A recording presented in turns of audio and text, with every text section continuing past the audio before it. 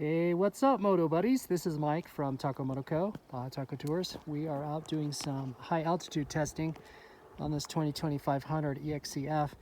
Right now we're sitting at about 7,800 feet up in the mountains outside of Las Vegas, and we've been as high as 8,000 feet. And what we're doing today is running all of the different tuning products on this bike as a test platform to just see what kind of altitude issues we might have with any of these.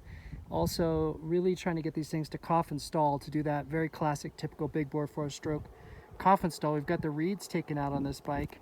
Let me run through where we kind of are with this. We've got a modified end cap on here. This happens to be the one from Best Dual Sports. We've been running this one.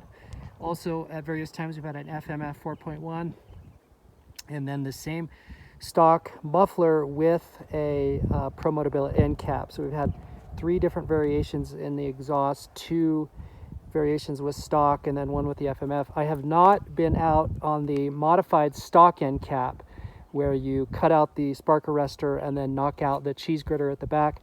And the reason is because I've been on Forest Service property today, BLM, all kinds of jurisdictions, and I did not want to have any issues with not having a spark arrestor in there and running into any of the Forest Service guys and have to talk my way out of that. So we just omitted that one on this test today. As far as tuning products in there, we've had at different times the Get ECU Vortex. Right now, exactly right now, we've got the Power Commander 5, the Dynojet Power Commander 5 with the some special custom taco maps in there, taco tour maps. And then we've also run the JD jetting tuner, and then also right now happens to be in there the Best Dual Sport version of that. Those are all the EJK, the dobeck EJK tuners with just different variations of tunes sourced from those 2 other suppliers. And the bike runs really damn good. In fact, it ran really good in stock form. This is without a doubt as clean of a bike, clean running, clean starting, that KTM has put out with the license plate on it since arguably the 12 through 16s. For sure, as every bit as good as any of those bikes, and better because the better head, better compression ratio, more refined engine. The chassis of this thing is fantastic. You know, there's every reason to upgrade from one of the earlier models to this one if you're looking to do that because of some of those refinements. The suspension is underwhelming. The Explorer setup on the front is twitchy. I do not like to ride this bike fast. It seems to deflect a lot off of anything from the side bumps. It just does not stick to the ground at the speeds I ride anyway. Now that is to say, if you take this bike and just sort of baby it and be gentle with it and trail ride it, it does fine. It's very soft, it's quite plush. It does not blow through the stroke or do anything that will unsettle you at normal sort of Sunday afternoon trail ride speeds. But when you push beyond that, you just reach the end of its capabilities very quickly. And this is stock. You'll notice we've got the Continental TKC 80 tires on there. I've not changed the clickers. I really wanted to push this bike with different tuning products with the stock tires and stock suspension, which is what most guys that I've polled and talked to, so many guys are riding this bike in its stock form. And so I wanted to mimic that as much as possible to really get a sense of how guys are using this bike and then what some of these progressive mods will do. So just a quick word on how the performance has been with the various tuning products. So up here at altitude, without a doubt, the Get ECU did the best and is doing the best. It's got the barometric pressure sensor on it, so it's altitude compensating the best of the package. It also makes the best power, and with its dual maps, we've happened to set these up with 2 maps that are quite distinct. We've got our power race map, and then the second map is more suited for enduro off-road riding. It's got less aggressive of a hit with the accelerator pump feature. It's just more refined and linear with the power for off-road situations. And so, you know, without a doubt, that was the best package in terms of power delivery at altitude of all the altitudes. Lower down in Vegas, I think we're sitting at about 3,500 feet or so, and up here I've been above 7,000, pushing it for the day on road and off road, and that was the best in terms of overall performance, power, and then just the feel of it. and that comes at that price point of $899 for the Get package. And then next behind that would be the Vortex ECU, experimenting with the different maps. There's 10 different maps on there. One is the full power race map, and that has such an aggressive, it's a blast on the road. Holy crap. Vortex map 1 is amazing on the road. It is too much and too exhausting, especially with the stock tire on the trail. And so map 1 Vortex open exhaust with these stock tires was really a difficult bike to contain and control. So much power, so much accelerator pump feature, very fatiguing. It's very demanding to ride. I don't care for riding the Vortex in 1 on the road, especially off-road rather, especially with these stock tires. It was ridiculous. But map 2 seemed to do better. I think map 3 and 4, I should have looked at my notes, but some of the other maps that are a little more tamer did a considerably better job, and it was much more controllable and better to ride, again with these stock tires. And then in third place here, really in terms of full power delivery and then the refinement, is this you know what I think I have in there right now? Yes, right now I have the Power Commander, and that's what I've been running here just in the last little bit. So the Power Commander 5 Dynojet with some special maps that we've developed does a really, really good job. The fueling is exactly spot on. It has a great feel and performance similar to what one of the maps, like I think map 2 on the Vortex, and not quite, it's kind of in between map 1 and 2 on the Get. So it's not quite full map 1 Vortex, not quite full map 1 on the Get. It's somewhere in between map 1 and 2 on the Get, and probably down around map 3, I think, or 4 on the Vortex. But damn good. Just the fueling is bang on, so pure, and the throttle sweep is just really clean and brilliant. And that is it's more than a piggyback tuner, because it's picking up the throttle position sensor as well as the crankcase sensor. So what the Power Commander is doing that is unique as far as a piggyback tuner goes is it's collecting legitimate bike data and then crunching that through the algorithm to make fuel injector modification changes. And so that is the pinnacle of what you can do with a piggyback tuner, where all we're doing is changing fuel delivery, the duty widths, the pulse cycle of the injector. We're not remapping the bike. It lives on top of the stock ECU, and so we're using the stock ignition curve, which is surprisingly good for this bike. It's impressively good. And so this bike with the Power Commander does a really, really good job. I'm just blown away at how well it runs, how well it rides. And then the other one we were doing was the Dobeck EJK, or AKA the Best Dual Sports Piggyback Tuner, AKA JD Tuner. Now, those are not all the same, so just so that we understand here, they have different map profiles that are programmed into that box by the supplier. And so while it's the same piece of hardware, they have unique mapping. And so the feel of the throttle response is a little bit different and a little unique to each one, all using the same hardware platform. So you could effectively look at those as, say, just a slight variation in the mapping between the different ones. So the hardware is the same, the technology is the same, and what's happening there is that device is interpreting all kinds of engine load and making calculations on what kind of fueling changes to make, just based on the pulse width, the red pulse width of the injector. And so it's using an averaging algorithm. I'm not entirely sure, to be fully honest with you and transparent. I can't explain to you how it works, nor have I really talked to anybody so far. I'd love in the comments if somebody could break that down very, very carefully and exhaustively, or give me a call. I'd love to talk to you about that. How the Dobeck EJK is calculating out for the full throttle range, the duty width modifications on that box. Does a very good job. The downside that we're finding with these new model bikes with the O2 sensor, with the Lambda sensor, is how active that sensor is. At first, our first impressions were that based on some of the conversations we had when these bikes were just being released with the KTM reps in Breckenridge, Colorado at the KTM Adventure Rally last year, was that this sensor was more of a, not a check engine sensor, but sort of a tattletale sensor looking for gross polluting situations where it would trip the check engine light, the CEL, and then keep it within a range, kind of like narrow bowling alley, you know, bumpers on a bowling alley, a pretty narrow range. And in fact, we are finding that this thing is pretty aggressive, and its influence over the fuel ratio is pretty dynamic and active and lively.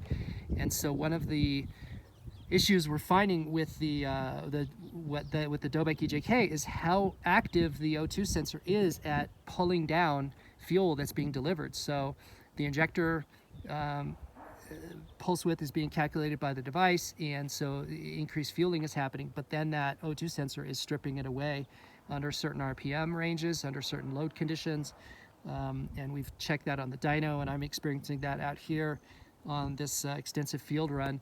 And so the feel, the throttle response, the crispness, and then just overall power delivery is not what it is on the other three devices that are not using the O2. So just a quick detour on that.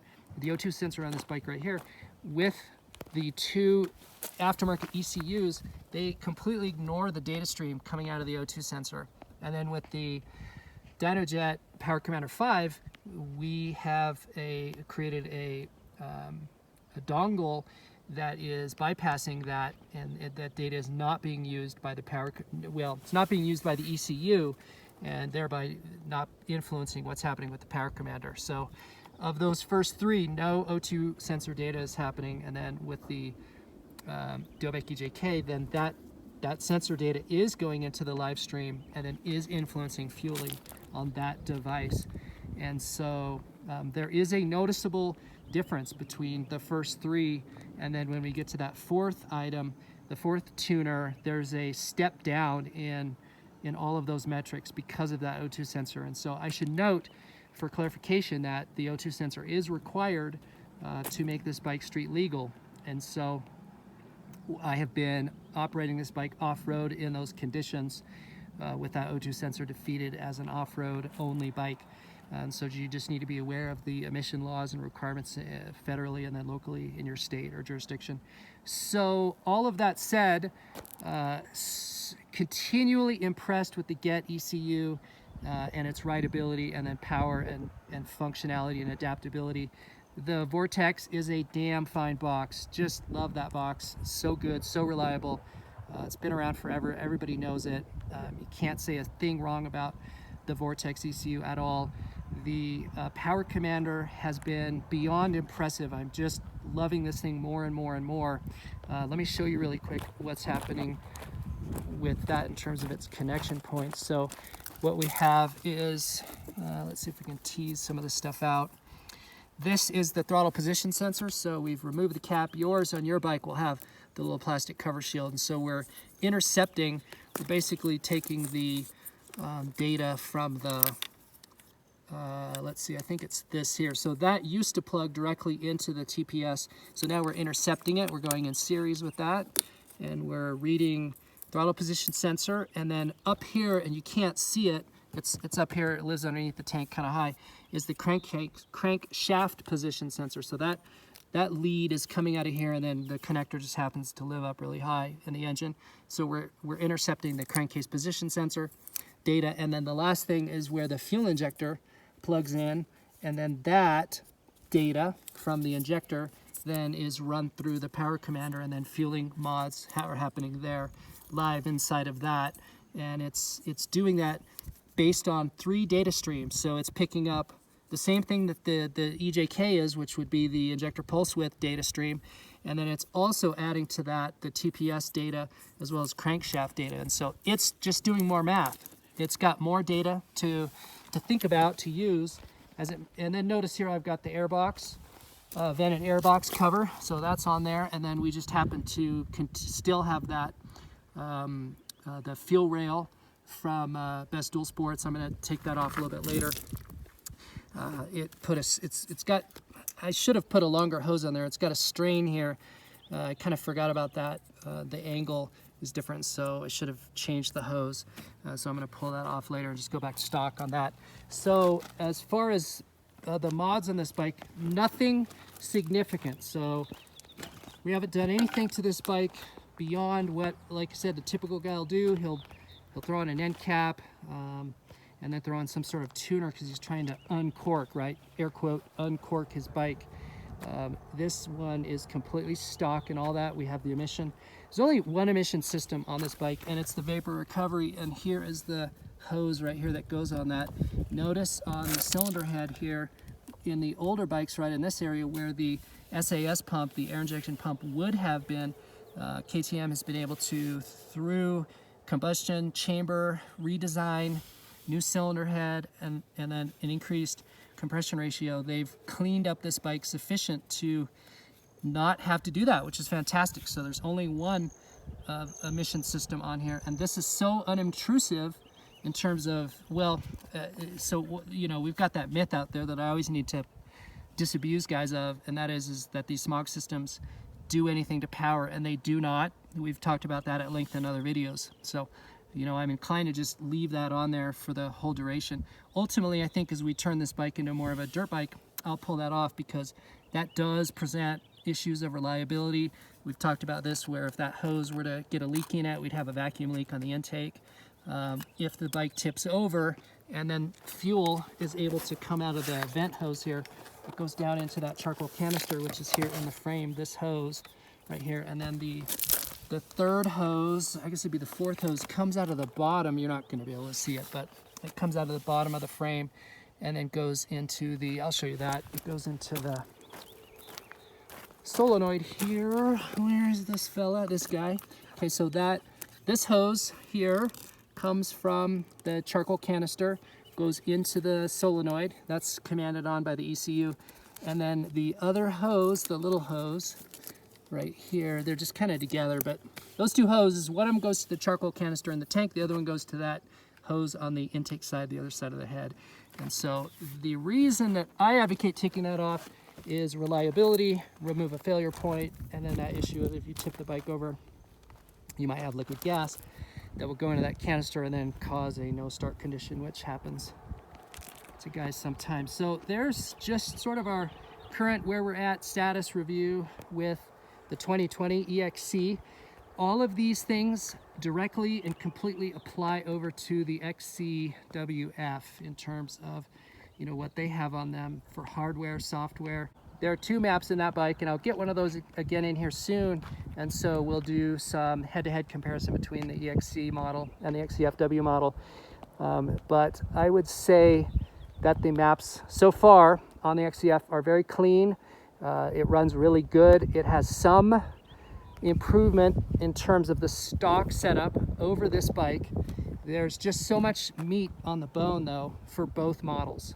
And so while I think this model, a lot of guys find this thing to be underwhelming stock, the XCFW is considerably better, yet still lots of guys do lots of mods to really get that thing going better. And so that's something that we'll continue to explore further in some future videos. So, all right, from the mountains, guys, beautiful day down in Vegas today. I think it's like 110 something, very hot, probably 81 right now here in the mountains. Very, very beautiful up here. So great place to be test riding.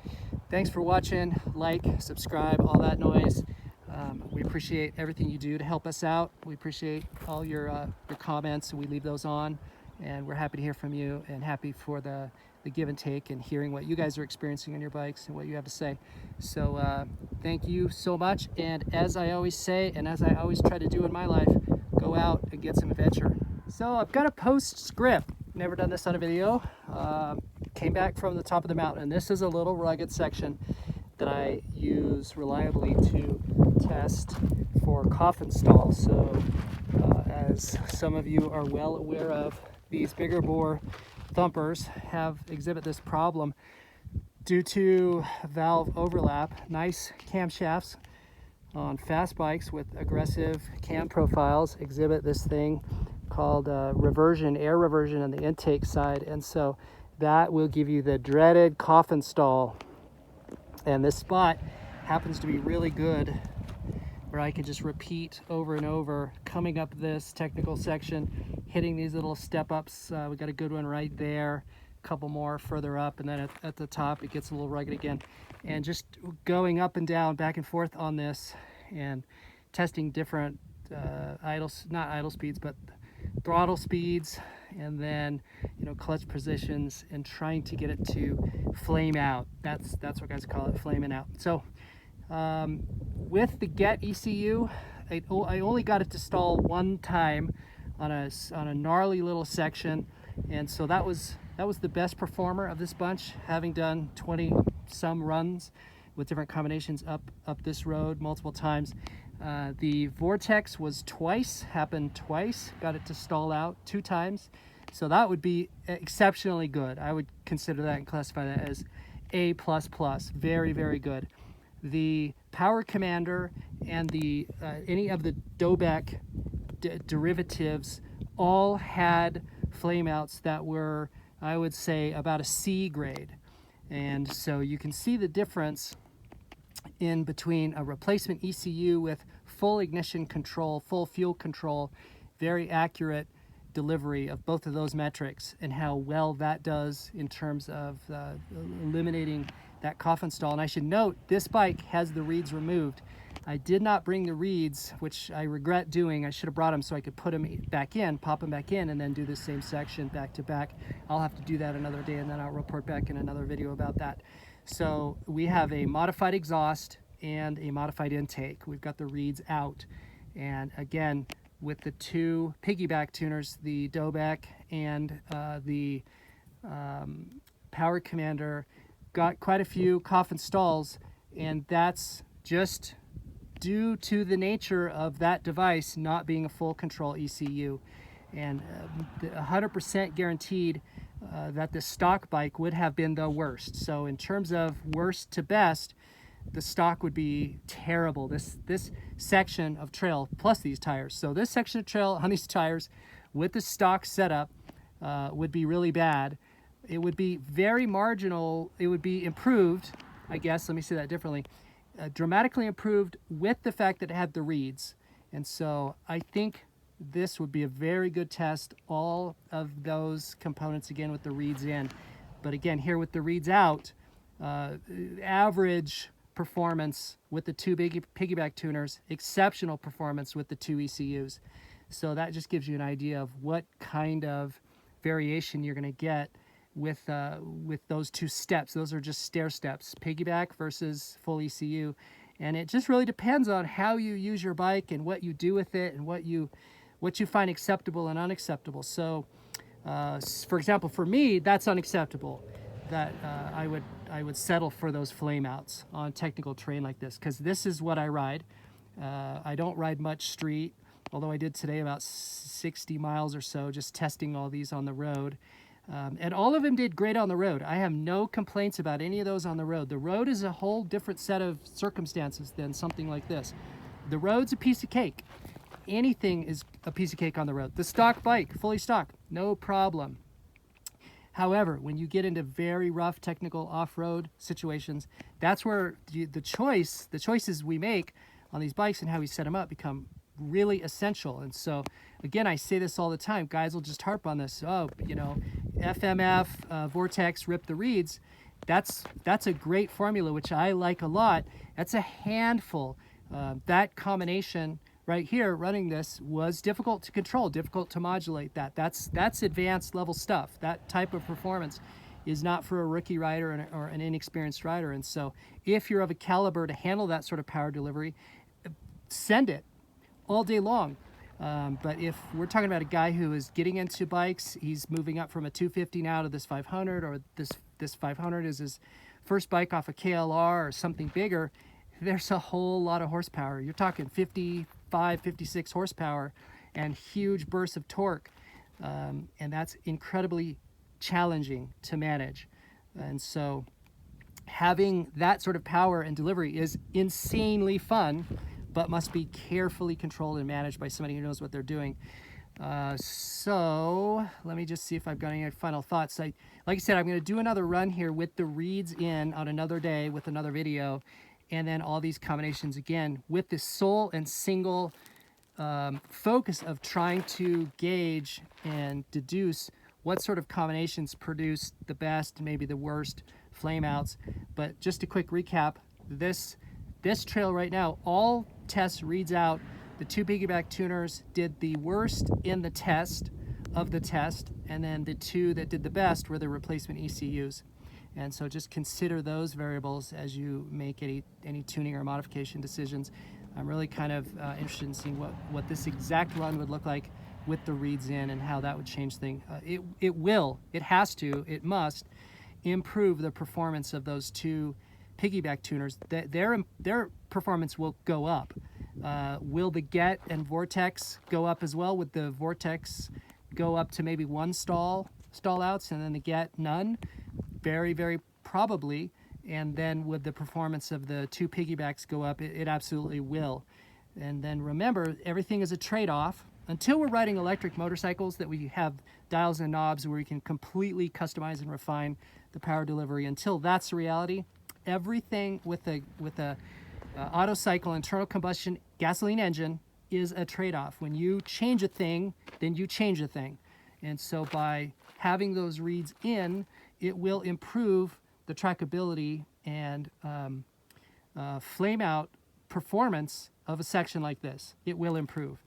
But then we are going to suffer in terms of top end, mid-range, and top end power.